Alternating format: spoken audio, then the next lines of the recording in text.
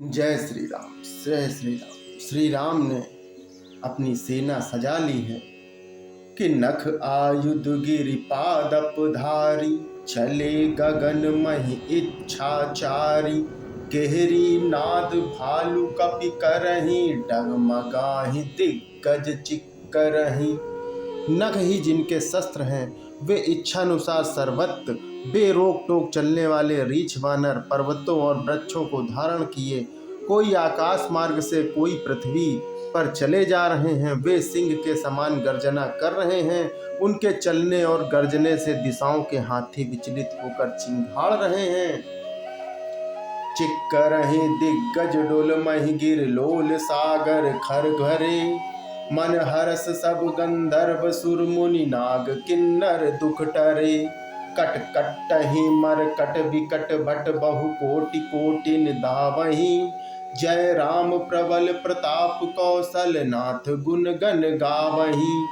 दिशाओं के हाथी चिंघाड़ने लगे, पृथ्वी डूलने लगी, पर्वत चंचल हो गए, कांपने लगे और समुद्र खलबला उठे। गंधर्व देवता मुनि नाग किन्नर सबके मन हर्षित हुए कि अब हमारे दुख टल गए हैं। अनेकों करोड़ों भयानक वानर योद्धा कटकटा रहे हैं और करोड़ों ही दौड़ रहे हैं।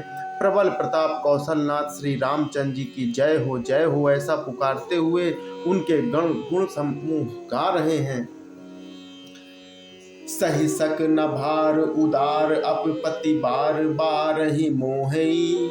गह दसन पुनि पुनि कमठ पुष्ट कठोर सो किमि सोहई। रघुवीर रुचिर प्रयाण प्रस्थिति जान परम सुहावनी। जनु कमठ घर पर सर्पराज सुलिखत अबिचल पावनी। उदार परम श्रेष्ठ एवं महान सर्पराज शेष जी भी सेना का बोझ नहीं सह सकते। वे बार बार मोहित हो जाते हैं और पुनः पुनः कच्छप की कठोर पीठ को दांतों से पकड़ते हैं। ऐसा करते अर्थात बार बार दांतों को गड़ाकर कच्छप की पीठ पर लकीर से खींचते हुए वे कैसे शोभा दे रहे हैं, मानो श्री रामचंद्र जी की सुंदर प्रस्थान यात्रा को परम सुहावनी जानकर उसकी मचल पवित्र कथा को सर्पराज शेष जी कच्छप की पीठ पर लिख रहे हैं। एहि विधि जाई कृपा निधि उतरे सागर तीर। जह तह लागे खान पल भालू विपुल कपिवीर। इस प्रकार कृपा निधान श्री राम जी समुद्र तट पर जा उतरे। अनेकों रीछ वानर वीर जहां तहां फल खाने लगे। उहाँ निशाचर रही है सशंका, जब ते जारी गयूं कपिलंका। निज निज ग्रह सब करहि विचारा, नहीं निश्चर कुल के रूपारा। वहाँ लंका में जब से हनुमान जी लंका को जलाकर गए हैं, तब से राक्षस भयभीत रहने लगे हैं। अपने अपने घरों में सब विचार करते हैं कि अब राक्षस कुल की रक्षा का कोई उपाय नहीं है। जासु दूत बल बरनि न जाई, तहि आए पुर कौन भलाई। दूतिन सन सुनि पुर जन बानी, मंदोदरी अधिक अकुलानी। जिसके दूत का बल का वर्णन नहीं किया जा सकता है, उसके स्वयं नगर में आने पर कौन भलाई है। हम लोगों की बड़ी बुरी दशा होगी।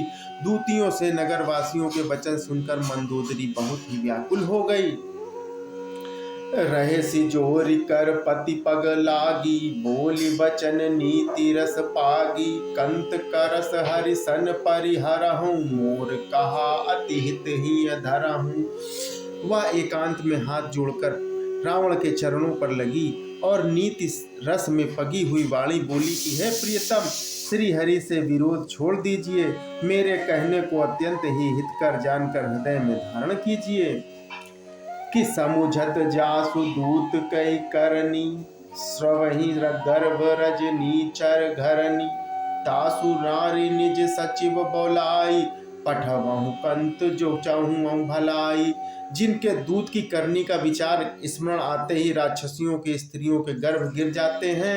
हे प्यारे स्वामी, यदि भला चाहते हैं तो अपने मंत्री को बुलाकर उसके साथ उनकी स्त्री को भेज दीजिए।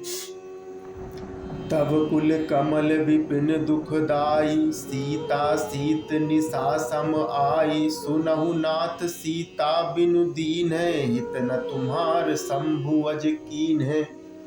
सीता आपके कुल रूपी कमलों के वन को दुख देने वाली जाड़े की रात्रि के समान आई है। हे नाथ सुनिए, सीता को लौटाए बिना शंभु और ब्रह्मा के किए भी आपका भला नहीं हो सकता है।